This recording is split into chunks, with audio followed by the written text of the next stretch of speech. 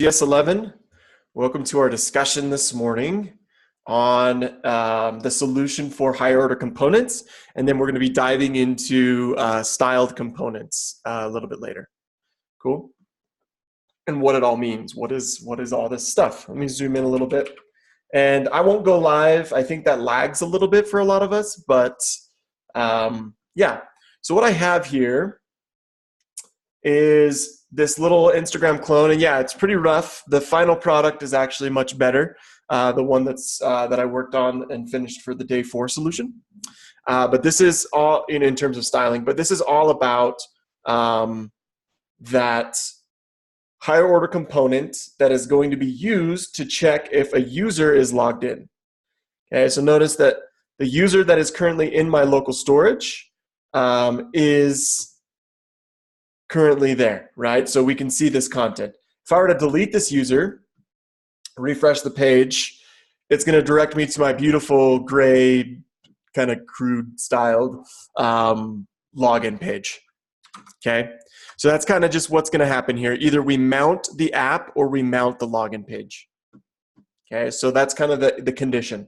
So now there's a lot that goes into making that all work, and a lot of it has to do with storing that information in local storage, okay? So let's move into the code and look at the login page first. So I used React Strap just to try and play around with the technology a little bit. I found it to be really nice just to create, like I said, that really simple login system. And on state, I have a username and password that a user will type into an input form.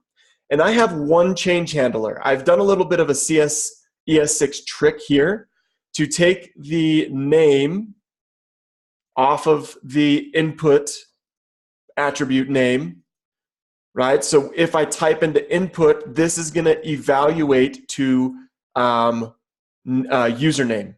If I type in the input for password, it's going to evaluate to password. So that way I just set the password for each thing. So one handler for 2 inputs. So notice that again, one handler, and it's defined on 2 inputs. So talk about dry, right? So it's a nice little trick that you can use. We used to introduce this on day 1 of React, and people would lose their minds. It's like the 2nd week of React, and I'm showing you this now, which is nice because it'll help you keep things dry. Why do you need the braces? Well, e.target.name cannot be evaluated on a property inside of an object. Okay? So by adding the braces, we're telling that the value that's found at the object event, nested object target, property name is to be evaluated to the string value of that property. It's an ES6 trick. Otherwise, you wouldn't be able to get there, right? Computed property. I keep saying evaluated, but it's called computed. Sanusi is absolutely right. Yeah, it's for object properties. Yeah, it's really neat. Okay, so yeah, a little trick there. That's kind of an aside. But the bigger portion was to take the user and set it in local storage, okay? And then the other little trick was to call a reload on the window. So that was kind of painted in the README there. You'd had to kind of figure out the line in the day 3 README to figure out what needs to be done there. Why would I want to reload my page after I set the item in local storage? What is that going to do for me?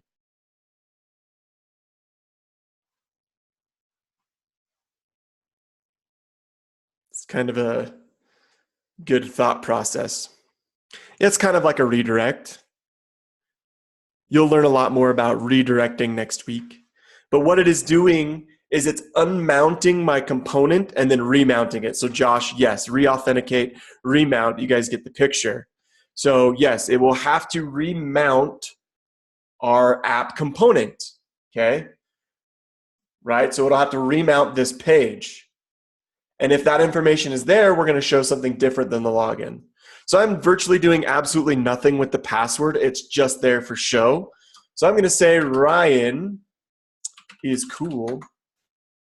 And then the password is going to be some long, amazing string of characters that I don't do anything with. And if I hit login, it's going to reload the page, and it's going to log me into my system. Okay, so how does that all work?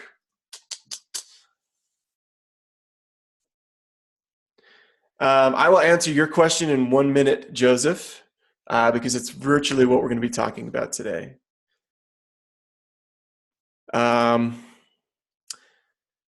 Gabriel asked, what is the advantage of doing it this way versus the native HTML way? Form submits reload page anyway. Right. However, if I have this reload the page, well, I think what was going on is I was getting into a race condition, like always. I was getting to a race condition where it wasn't setting this before the page was reloading. So I think that's why I chose to do it a little bit more programmatically. And if you notice, this button is on click. So I'm not sure what my implementation was there, but I've done so much to this project in the last few days, but I'm trying to remember exactly why I chose that approach. So it's a hack, if you will.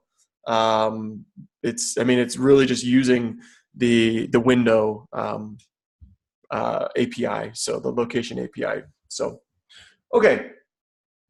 So let's look at what's actually happening in our higher order component.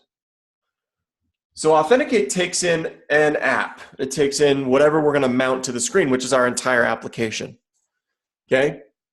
Then we have a state object set up where logged in is set to false by default. When we try to mount our authenticated page, we're going to see if local storage get item user is truthy. Okay. Well, in this case, if it's falsy. So if it's falsy, we're just going to set the state to false just every time. If it's truthy, we're going to set the state to true. So if this item is in local storage, we're going to set state to true, which will then trigger my little render here, right? So either way, on component did mount, we're going to set state and then trigger a re-render. And then this condition right here inside of our render method will decide if we return the app or if we return the login page.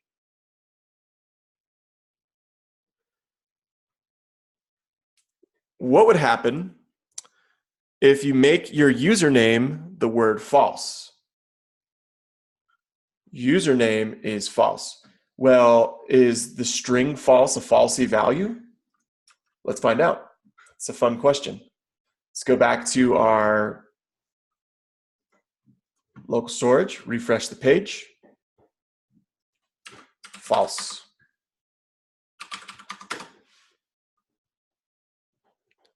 So why would that work? Well, const string equals false. String is true. Not triple equals. And how do I do this? So if string is defined, console.log true.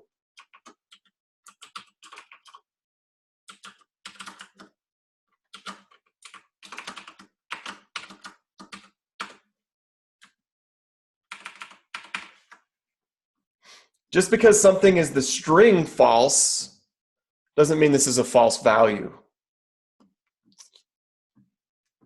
It is something that is a defined value. String, which is essentially what this is doing, it's saying, hey, is user true? Right? Is that an actual value? That's what this is evaluating right here. But good question.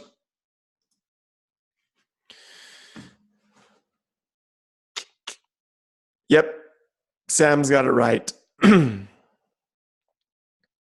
Okay, so Joseph asked, do most React developers use less and Bootstrap? Once I become more comfortable with React, I'd like to implement Bootstrap and less.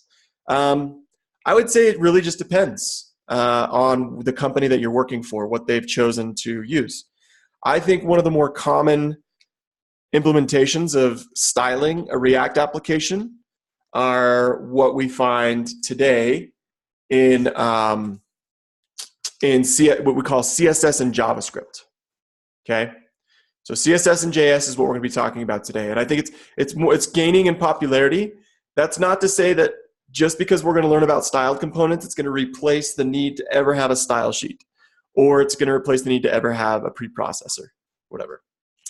I was trying to have the app screen to display hello, whatever username that was saved to local storage. I couldn't figure out how to access it though. If you wanted to access that, we could go into app.js and we could say on component did mount. And notice my app.js is virtually just, it's a stateless component now. And we'll say name, username to be exact, is an empty string.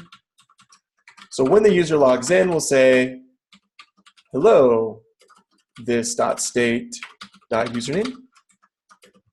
Now, what are we going to do? On component did mount,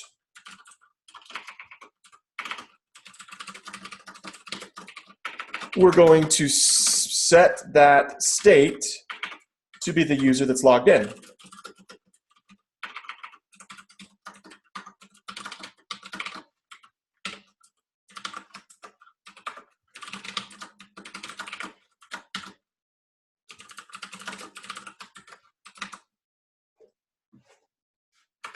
So that's how you would, false is their username. And if you wanted to capitalize that first letter in username, you could write a quick little algorithm to make sure that the user is capitalized. So a little friendly reminder.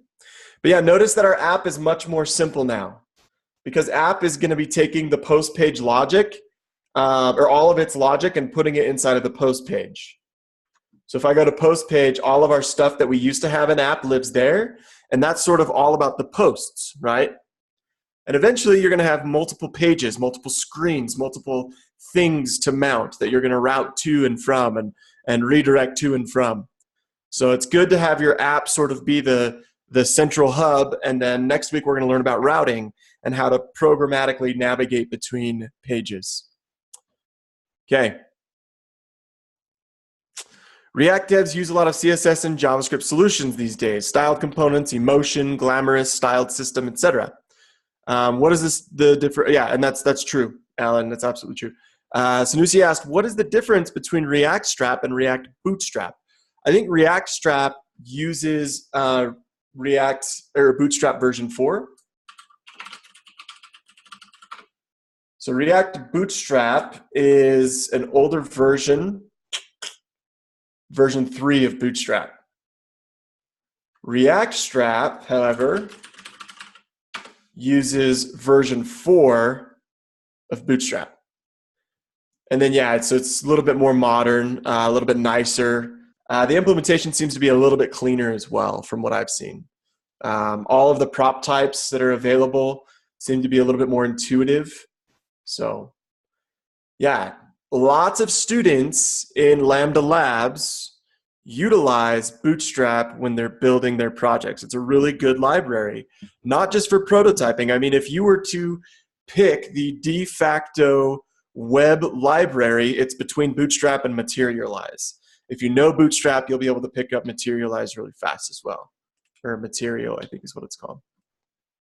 React Strap basically uses all of the Bootstrap styling, but uses React components, correct. Instead of having a button class name, yep. So there are components built in. I thought React Bootstrap had components built in too.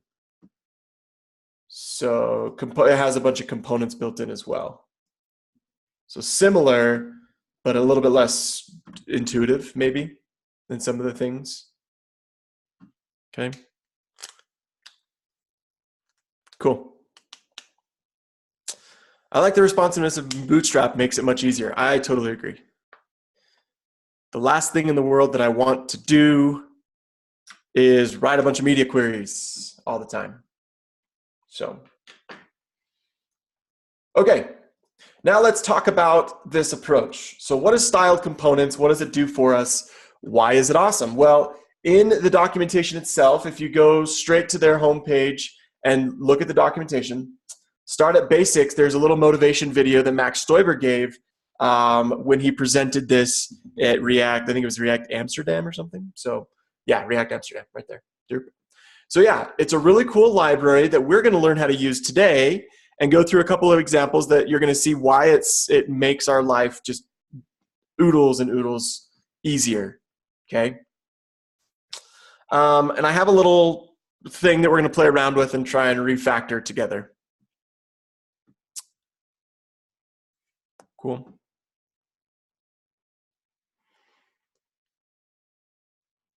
Gotcha. Joseph, as an aside, wrote, when I put the bootstrap CDN in my HTML, it overrides my CSS no matter what order I put it in. And there is a discussion going on about being the dominant, some important tags maybe. So I wouldn't know exactly how it's implemented. Okay. Okay. So installing styled components is as easy as installing anything else these days with npm or yarn. Just yarn add styled components is the equivalent of this this portion right here. So yarn add styled components, you should be good to go. Or if you just want to pull it in as a script tag, you could use it right there in line. Or if you want to use the old-fashioned, we used to use this tool called Bower for front-end development. Since the advent of modern JavaScript libraries, everything kind of started switching over to NPM. When I first started to program, Bower was kind of the de facto front end, but it was moving away to NPM for front end package management. And then you have this little getting started page that allows you to kind of see what we're dealing with here. So what's cool is style components utilizes tagged template literals to style your components. And so the syntax is actually really, really neat. It removes the mapping between components and styles. What does that mean by mapping? Well, normally, if I'm going to build out this application, I'm going to say that this div right here is mapped to the class app, right? So let's dig in a little bit further and let's kind of see some others, right? Because this div right here is mapped to the class name border. So there's sort of this contract, as Max Stoiber describes it, that exists between the developer and the developer's code. And that contract is, hey, developer, make sure you tell your code, give it a little bit of a mapping, right? Give it some hints as to what this thing needs to look like and what this thing needs to be concerned with, right? And then we're going to let CSS handle the rest. So we're saying, hey, div, this class name here is going to be mapped to the post border style object, right? That has all of the properties and values in that object. So the idea there is that while this is how things are just done, we just put class names on things, Max is trying to say that what if we had a way to take that mapping and add it a step further? Because in our application, we're going to have things like post header, right? We know very well in our application what post header component does. And because we live in this day and age of components where everything is just a component, we want to sort of simplify that process. What if we could take away that mapping portion and declaratively define our styles in terms of components? So that's sort of the hypothesis or the idea around styled components. Why this library exists is because we live in the component age, and we are here and components aren't going away. Whether that be React components, Angular, I forget what they call them, but there's components in Angular as well. There's also Vue.js uses components, where all of our modern libraries and frameworks are built around this idea of components. Even if you're using vanilla.js and you're building out your constructors, kind of like you were doing in the past couple of weeks before React.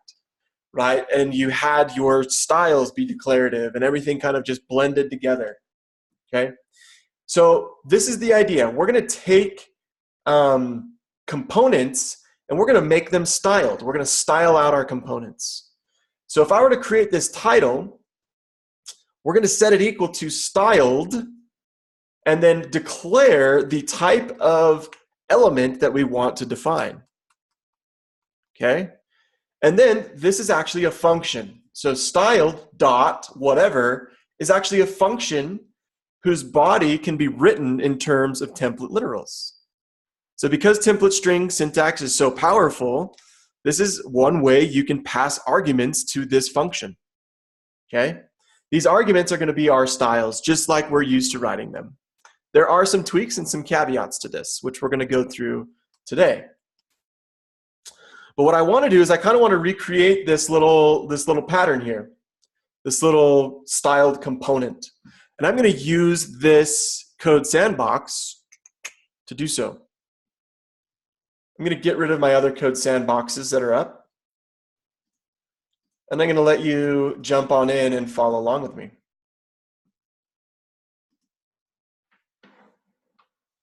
We're doing it live.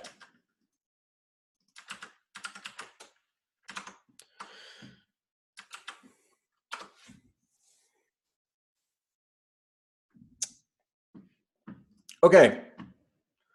So in this example, I have a simple H1 and a couple of button components that I'm using. And we're going to get through the button components in just a minute. Okay? I'm going to let you guys fork this and play around with the button components to convert them into styled components. And once you do that, you will have learned everything that you potentially need to learn for the rest of the afternoon. And you can start going back and converting all of your components that you've built thus far in the Instagram clone into styled components. So that's going to be the goal today. Okay, as everyone's kind of jumping in, we'll just go ahead and start figuring this whole thing out. So what's cool, once again, about Code Sandbox is that I can add dependencies right away. So I'm just going to go look for styled components. If you notice, it's right here with 1.1 million downloads. So let's go ahead and add that to our dependency tree. That just barely went and did a yarn add styled components. That's pretty much what it did, or an npm install -- save. Cool? So this is how this is all going to come together. We're going to import styled from styled components. Okay? And that's going to allow us to use that styled function to declare our components here. So let's go back to the documentation. Let's look at kind of this little tutorial. We've created a component and set it equal to the function styled.h1. Okay? So I'm going to do that same thing. I'm going to say const my title equals styled.h1. And I'm going to start giving this h1 tag some directions. And you can do this right in line. You can have a single component like app that is made up of a bunch of style components that are built right here in line. Or if you want to separate this out into another file, I will show you how that's done as well. So we'll create a couple of components here and just make things happen and make them work on the screen for us. Okay, so H1, it's going to have a font size, potentially 1.4 EMs. We'll say that we want the font weight of this to be about 400, make it a little thinner, less emboldened. What else? We'll say the color of this will be, I'm gonna stick with this little blue peach palette that I have going on. So the first one, yeah, so this little blue color right here will be nice, I think.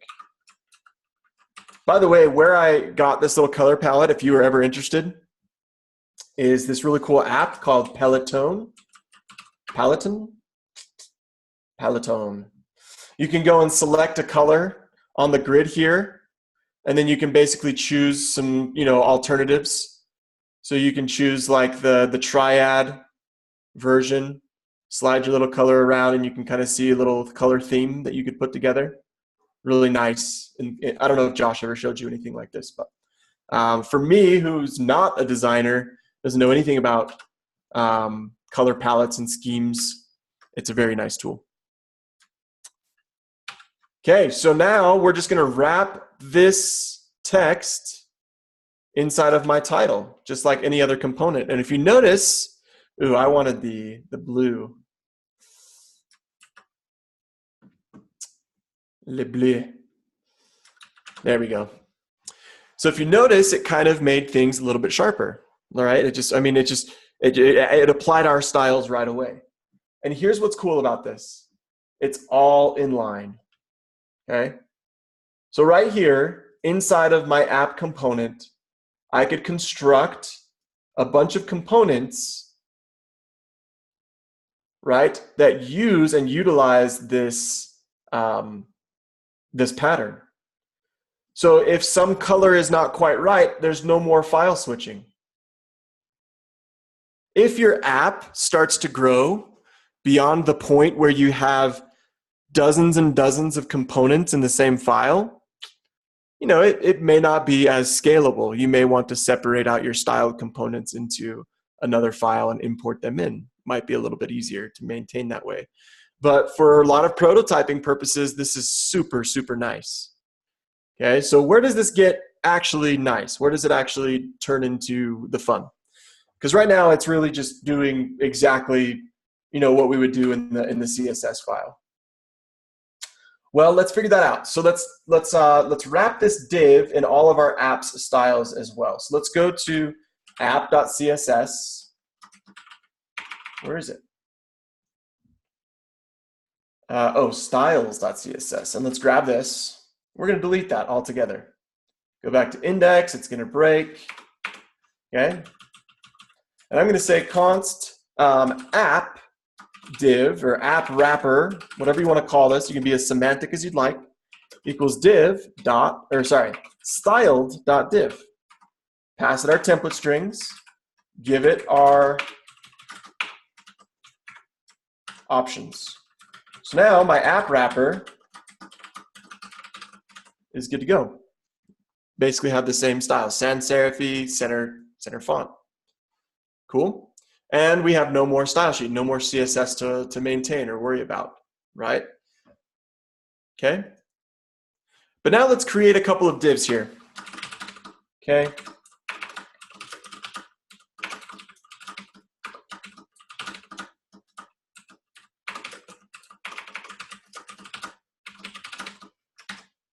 Okay, so we have a couple divs.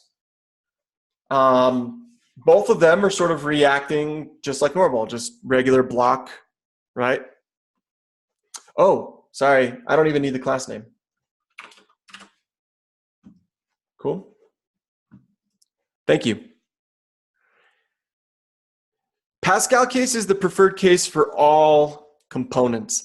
You will see higher order components that are written in camel case. I don't know why that's the convention. I despise that convention. I think all React components should be capital Pascal case. Call me crazy. Okay. All right, so let's look at these divs. Let's build some style divs, and let's kind of build like a primary div, and then see what we can do with this. So we're going to say const what do I want to do here? I think I want to make these divs. I want to put these divs inside of a div, so I can show you why the reusability of this is so cool.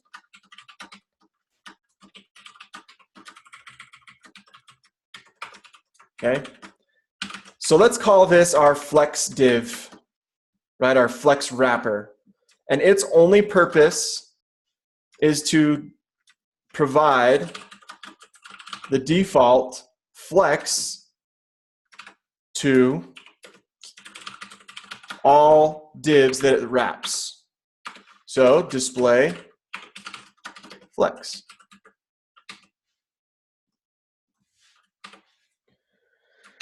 And I had something there, but yeah, so notice that it displays, it's basically doing what it should be doing, right? It's saying, hey, each of these divs are going to be, you know, flex children, right? We're displaying the flex, and you could make this, you know, as succinct or, as verbose or as robust as you would like, right? How reusable do you want this to be?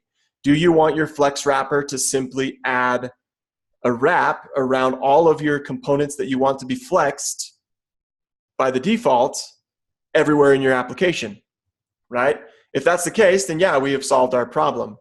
But let's look at our little inner divs, okay? So I'm going to say const inner div, just for now. It's kind of a dumb name, but. And let's add some height. We'll say 50 pixels. So width of 100, make them a little rectangle. And then we'll say border will be 1 pixel solid and pull in that beautiful little navy. Looks almost black. And now we have a div that can be shared for all of our divs in our application, right? Multiple divs could use this same thing if we want all of our divs to look the same like that. It kind of looks ugly, so line height, maybe 30 pixels. We'll just do a full 50. There we go, center that a little bit. Okay, and if, once again, with flex being the case, we could justify content.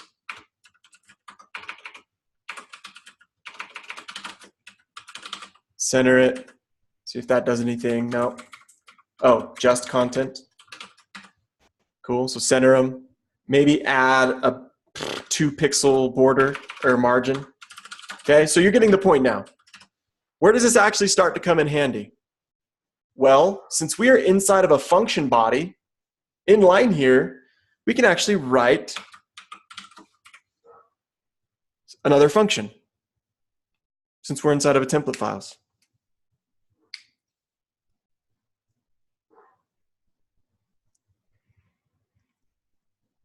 Joseph asks, so is the benefit the fact that it makes the styles reusable? That's one benefit. I mean, that's the benefit of a lot of our engineering work too, because you could make CSS styles reusable as well on class names. And then he also added, if you use less files, you wouldn't use this method, correct? So I think that I just want to be very clear that styled components, just because you're using it doesn't mean you can't use less or Sass or stylus, insert your pre-processing framework du jour here, right? What I'm getting at here is I want us to understand that this is not a replacement for those things. What this is simply a way to rapidly prototype styles and to start thinking about our styles in terms of components, right? I want to create a div that looks the same everywhere in my application. So if I were to have this in a reusable file somewhere and I export that out, I could just import it and voila, I have that same div. As a developer, when you join a team, the most of your time, you don't want to spend your time writing styles all the time, right? Unless you're building something from the ground up. And most of the time we'll get there and there will be a style guide. There's a way to work with our styles that we have already written. One of the better ways to do this is just to write a whole bunch of components that look and feel the exact same throughout our application.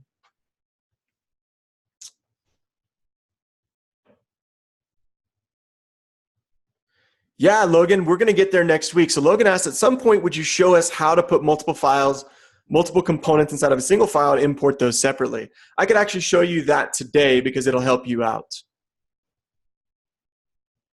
Yep, Sam is totally right. At the end of the day, React app renders HTML, CSS, and JavaScript. Yeah, let's show you how to do that, Logan, because it's part of your assignment today to make some reusables.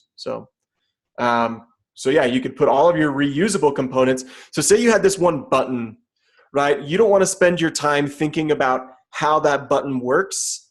You just want to spend your time taking in that button and adding it to the screen, right? And then writing your function, your logic to work with that button. The less time you spend making it look and feel the way you want it to, the less you're going to run into bugs, right? Right now, I've created one component and I'm using it in 2 different places, and it's styled exactly the same in both of those places. But what happens is eventually we need to add a way or figure out a way to take these styles, okay, and sort of make them dynamic. In React, there's a pretty good solution to doing that, and it's to pass down props.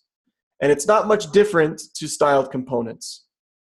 So if I want to add some props, let me zoom out a little bit. If I want to add some props that make this thing more dynamic, where is it? Pass props. I can actually add a function that does something like this, where I could say the property of this color will be dependent on whether or not this property exists on the styled component itself. So let me show you that again. Color will be set to either white or pale violet red, right? It's a ternary, okay? So either we get white or pale violet red as our color. This function will be used by our template string, inside of our template string. It's going to be used by styled components to determine whether or not that primary flag exists. And I'm going to show you how to do this so that it works all beautifully. Okay? And the docs have really good documentation on this. So what I'm going to do is I'm going to create this color and set it equal to this function of props, a function that takes in props, and checks for a flag. Props dot, we'll just use their example, primary. If that exists, then we're going to say make the color, the text, white, okay, or otherwise default to this color. Got to be a string, I believe. Cool? So conversely, I can do the same thing with background. If background props says primary, then make the background this color.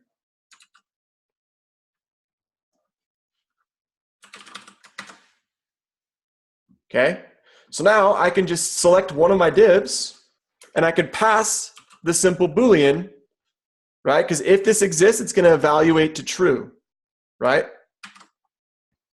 And check it out. Same div, little primary or false, right?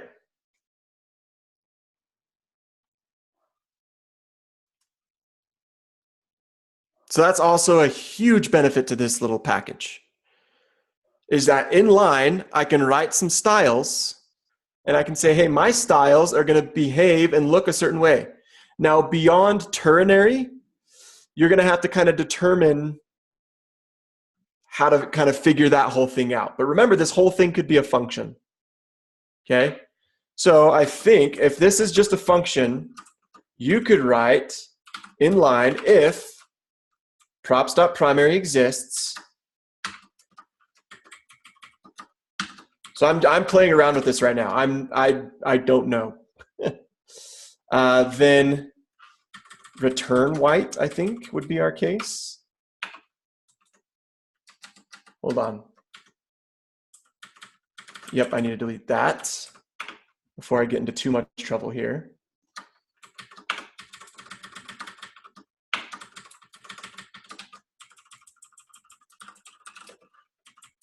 Okay.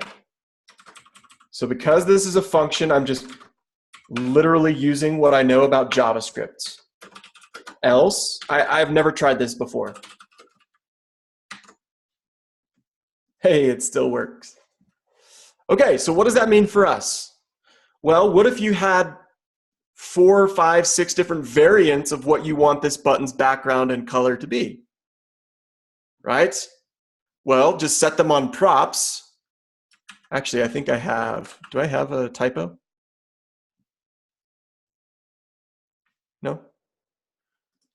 It just made all of my highlighting go bizarre, which I don't love. Oh, we'll just return this as a string. There we go. A little bit better. Okay. Well, no, my highlighting's still weird. I don't know why my highlighting got all weird, but it's still working. I think this is just, yeah, it's not keeping up with all of this crazy syntax. Okay. So yeah, inside of this little evaluation statement, right, I can write a function that does all of this checking. So if I had 5 or 6 or 7 different types of variations for this division tag, right, I could write a big giant switch statement that returns the color that I want. What is the value of props.primary? Let's alert it. It's a true. So this is what's cool about React, and it's undefined in the second instance. Whoops. So what's cool about React is just by adding a primary to your div here, to your component, it's going to evaluate the true if I don't set it equal to anything explicitly. If I were to set this equal to foo, do that again, we get foo in there. And it's still going to work the way that we're discussing it because we're just checking if its condition is there, right? So just by adding it there, it evaluates to true. React built that into JSX. Cool, Camry? Are these inline styles? Very good question. That's also one of the other benefits to using styled components. Let's go see, why is that still alerting? Because I'm telling it to. Okay, so are these inline? The answer to that is no. Come on. Okay, so look, it'll go and actually append some classes to my components that are gobbledygook classes. Where is that style sheet, you may ask? Well, if you look in your head, you're going to see data styled component style sheet. It goes and it will append a style sheet into the head of your indexed HTML file.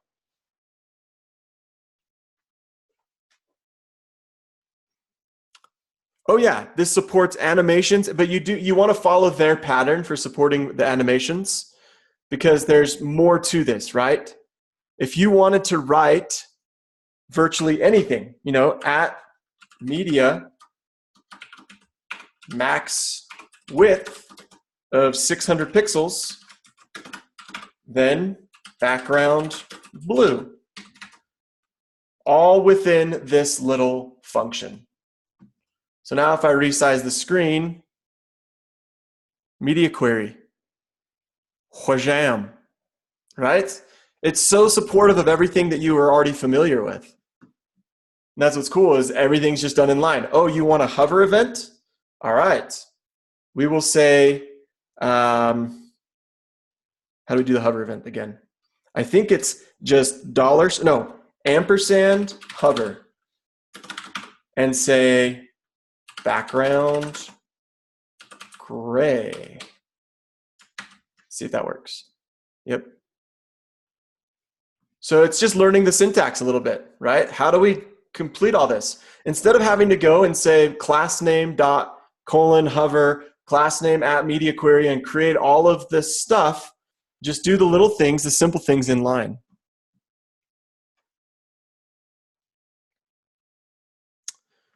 Is there anything that can be used to unminify things that we find at inspecting? This isn't minified. It just looks bad because it's adding all this stuff. But if I were to, yeah, I mean, there's formatters and stuff online. You could copy and paste, I believe. So is there a way I can target that style component and add some native CSS? So like before or after pseudo element. Yep, I think I just covered that with the pseudo selecting.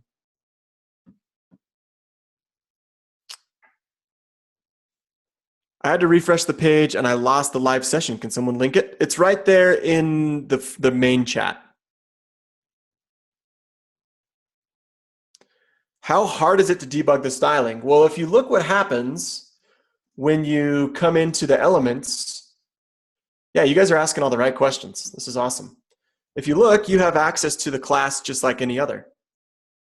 So if I want to change some of my classes, so it's as easy as debugging regular styles, right? You just know that you have a weird, it's going to generate these class names for you, super optimized like, make them all fancy. I definitely want to import a style file in because there's too much going on in one file. Yeah, let's talk about that. Link is dead. Whoa, we lost the go live session probably when I refresh the page. So link should be back. Let me delete the other one right now. Okay, let's look at how we export this and import files and stuff like that. So we've got a lot of kind of garbage going on here, where inside of here we have so much going on in one file. Let's go figure out how to import this stuff. Okay. Uh-oh, someone's trying to edit. Can't do it, Kevin. So now all of these things are undefined. We're going to break our code for just a minute. Let's go in here and let's create a reusables directory. Reusable styles. Your styles are all now components. Okay, just create a JavaScript file. Import React from React. These are all components, remember. Import styled from styled components. And copy paste. Now we have a whole bunch of components. So let's just export them all together. Okay? So notice they're not the default. This is huge. This is an important thing to remember. Because they're not the default, I have to import them using curly braces. Because they're not the default, I have to import them using curly braces.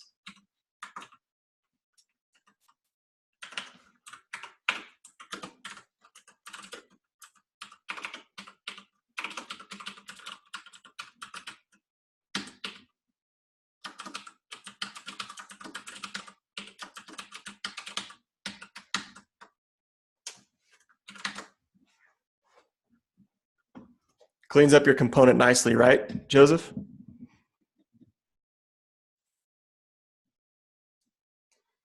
So now you can just have, okay, so maybe you have like, oh, I wonder if I even need this. If I don't need this, I'm going to be super impressed.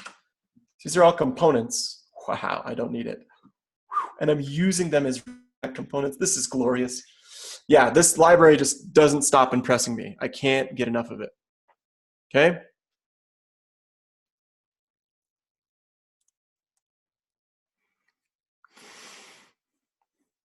Vim asked, why does line 16 not need props.primary? Well, my primary button that I want to be primary is the left side.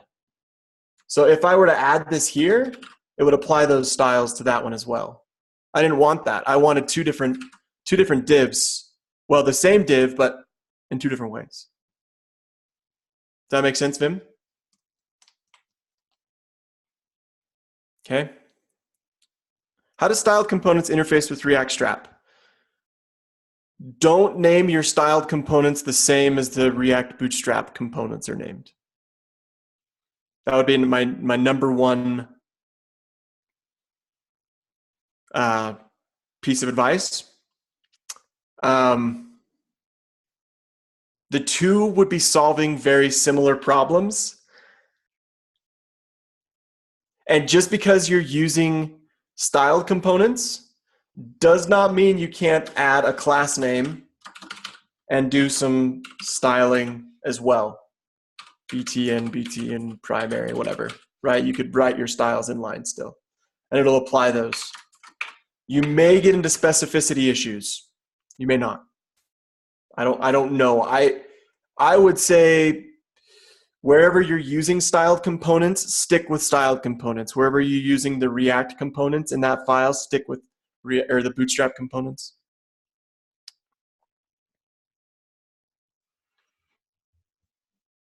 Oh yeah, there is a way that, yeah, so what Alan said, you can look at the documentation. I haven't gotten all the way down there. But you can styling any components. So if you want, you have this link. This link has a class name, right?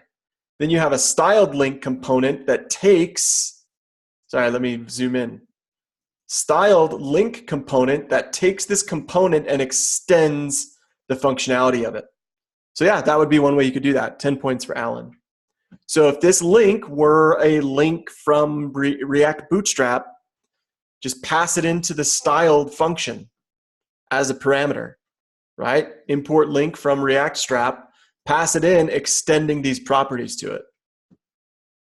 And notice what happens. The boring unstyled link is up here, and then the styled link is down here, and you just use it like this. So really cool to extend your idea. But that's the idea there. So to answer your question, Ahmed, go ahead and use that portion of the docs. So bookmark that, save it for life.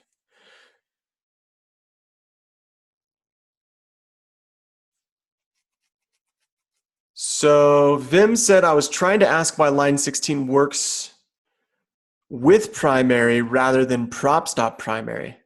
Like, can we add any props into any component? Yes. So if I go to my reusables and I look at this, it is props.primary that I'm referring to. I could say virtually anything, right? I could say border equals, and I have this right here.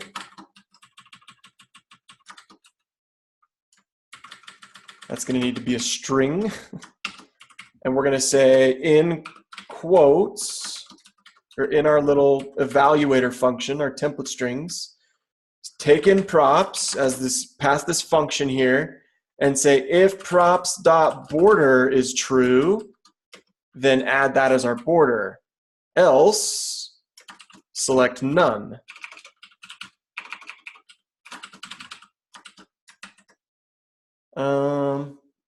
Got something going on here.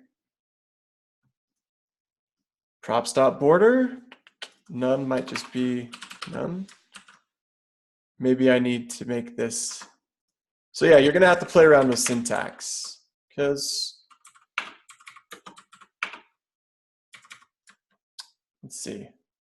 So this one works. Maybe it's the semicolon.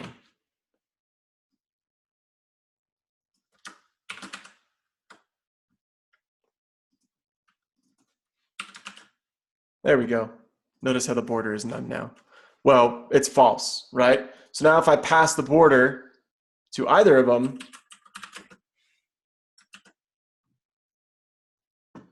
come on, do your thing. This probably should be quotes. Kind of hard to do all the shorthand.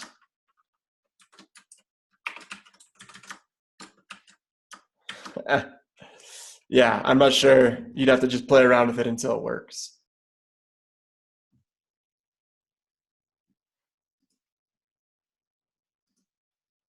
Semicolon after border? Don't know if I need that.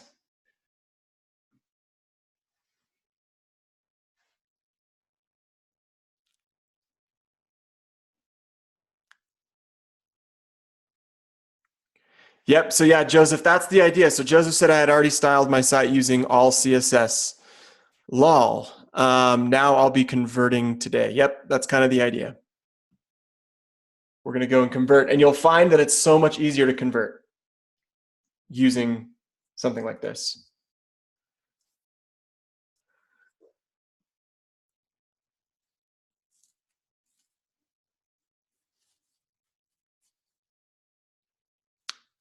Go ahead, Vim. Hey, thanks, Ryan. My question was, if you go back to where the component has primary listed, yeah, right there. Normally, what we've seen before is there's like class name equals something, and then that something is the property. You use this dot props or this dot state or something like that. It's usually like some key value pair or some kind of attribute of the element equals something, like kind of like HTML. But yep. In this case, we're not doing any of that. So is that like, what's the overall paradigm here that maybe we should understand? That like, is that what you have highlighted there? Is that like a prop? Any prop can be written individually with nothing else? Yep. So this is going to evaluate on your props. And so the props object that comes into inner div here will be primary set to true. React built this into JSX for us so that you don't have to come in here and explicitly say primary equals true all the time. You can just shorthand it so that you just say primary. Gotcha. Normally it's set equal to foo equals bar or whatever. Evaluate something, and then you would have a key value pair of foo at bar on your object. But in this case, primary just being there, not set equal to anything, evaluates that to true. Because what React is going to do is going to say, hey, does this primary thing exist? If it exists, it's true. It's just a truthy value, which is why our logic holds sound here. It's not working here for whatever reason because I have some syntax. I think it's this shorthand that's bugging it. But what's going on here with this background is saying, hey, if props.primary is true, then evaluate this statement on the left, otherwise evaluate it on the right. And remember, we saw this happen when we console.log or when we alerted props.primary. What is the value of primary? Well, in the first instance, it's true because if we look at, we can't see it, but in the second instance, it's undefined or a false value, which will evaluate the right-hand side of that statement. Gosh, that's annoying. But does that make sense? So just by adding the value, not assigning it to anything explicitly, JSX knows to take it and turn it into true. Gotcha. And that could be any prop value. You can just put the value directly in a JSX tag like that, and if it exists, it'll work. Yep. So if we go back and we say props.boo,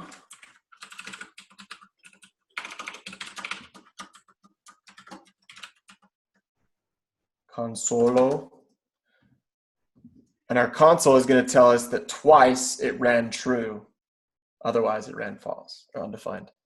Awesome, thanks. Could be virtually anything you want it to be. Primary was just the example that they were giving us from the components. So it's a very good question. I'm glad that it was clarified for you. Cool. All right, so now fork this code sandbox and spend the next 15 or 20 minutes and convert these buttons to use. Here, I'll just give you the actual link.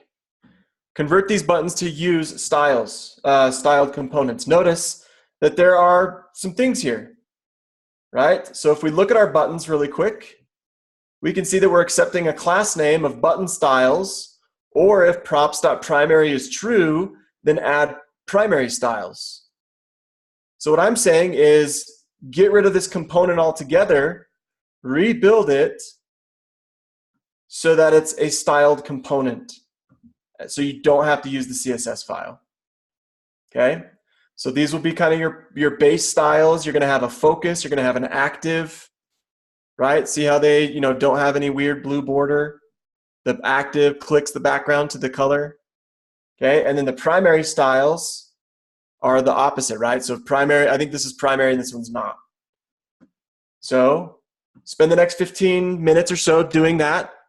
And then what I will do is I will publish this solution to my fork. I'll save it, and then you guys can reference it later.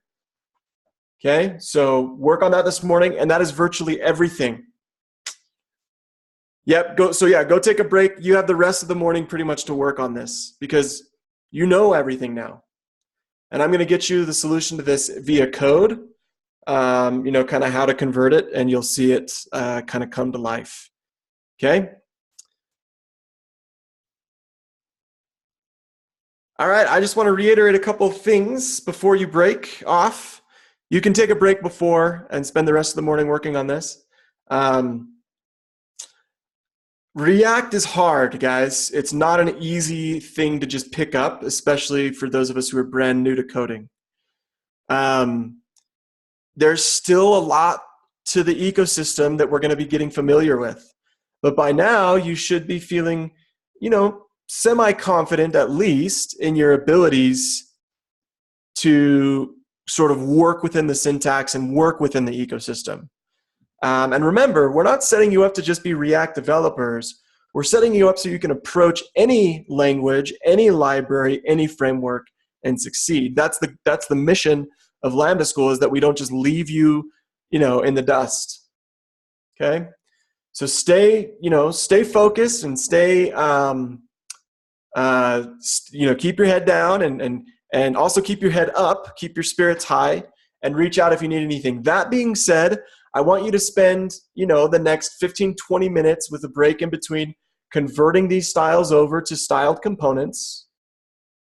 And then if you have any questions, I will be available for you to reach out to me directly. If we need to open up a little Zoom session and go over fundamental React Principle X, I will do so, right? I could potentially do that this morning. I could do it a little bit this afternoon as well, to prep you for your sprint challenge tomorrow. Cool. Thanks so much for working so hard at this.